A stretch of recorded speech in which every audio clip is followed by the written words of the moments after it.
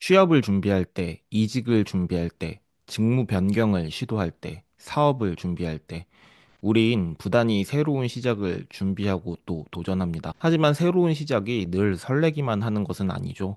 특히 지금과 같이 엄중한 시기에는 설레임보다는 두렵고 떨리는 감정이 훨씬 더 큰 것 같습니다. 나를 둘러싼 환경이 이렇게 불확실하고 불안정할수록 우리는 무언가 시작하기 전에 철저히 준비하고 대비하는 계획에 더 많은 시간을 쏟게 됩니다. 하지만 그 계획이 장황해질수록 실행은 점점 더 뒷전이 되죠. 계획이 장황해지는 것에는 여러 이유가 있겠지만 리스크를 관리한다는 명분이 가장 큰 이유일 것 같습니다. 하지만 세상 일이 자기 뜻대로 되는 경우는 거의 없죠. 아무리 철저하게 대비를 해도 우리가 사는 이 세상은 역동적인 변화가 기본값입니다. 언제나 우리가 예상하지 못했던 변수들이 우리의 앞을 가로막죠.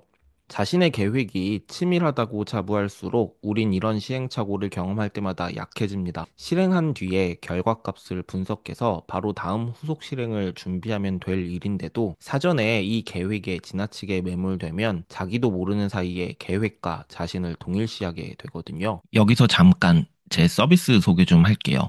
독서가 실제 현실을 어떻게 바꾸는지 궁금하세요? 직무 능력의 핵심인 사고력, 기획력, 어휘력, 표현력 등의 기초 소양 개발을 위해 리드&리드 필사 클럽을 만들었습니다. 10년 동안 회사 생활을 하면서 임직원들을 교육했던 방법 그대로 운영합니다. 가격은 5만 원입니다.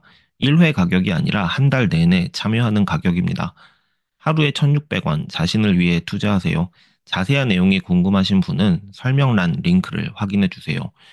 그리고 저는 기록과 회고에 진심입니다. 지금 여러분이 보고 계신 콘텐츠도 10년 동안 제가 쓴 다이어리의 일부를 편집한 거니까요. 여러분이 어떤 자기 개발에 도전하시더라도 결국 기록과 회고로 수렴하실 겁니다.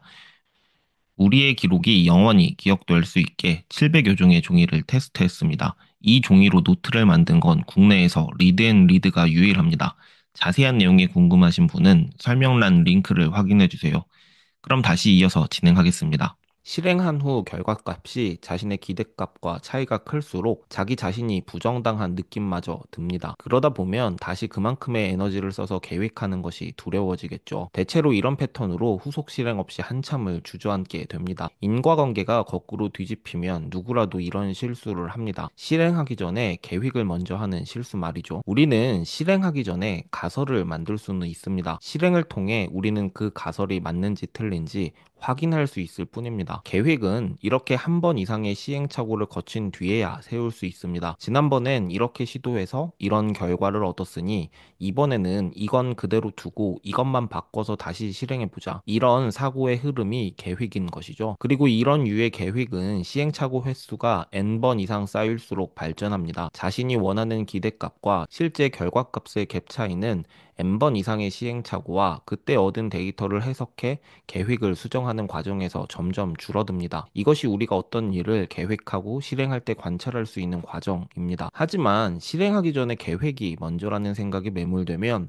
가설이 아니라 상상이 계획을 대신하게 됩니다. 이렇게 준비해서 이렇게 실행하면 이런 일이 발생하겠지? 그러면 이렇게 대비해야겠다. 이거 말고 이런 상황이 생기면 어떻게 해야 되지? 그러면 이렇게 대비해야겠다는 식으로 몇 수 앞의 상황을 자신의 상상으로 순서를 상정하고 그것을 계획이라고 착각하게 되는 것이죠. 여기에 지나치게 많은 에너지를 사용하게 되면 자신의 기대값과 결과값의 차이가 클 수밖에 없는 첫 번째 시행착오 앞에서 무너지게 됩니다. 우리는 실행 전에 계획할 수 없습니다. 그러나 이 상황 때문에 너무 좌절할 필요는 없습니다. 이 때문에 세상이 흥미롭고 재밌어지니까요. 여러분, 이 불확실성은 단 한 사람의 예외도 없이 모두에게 동일하게 닥칩니다.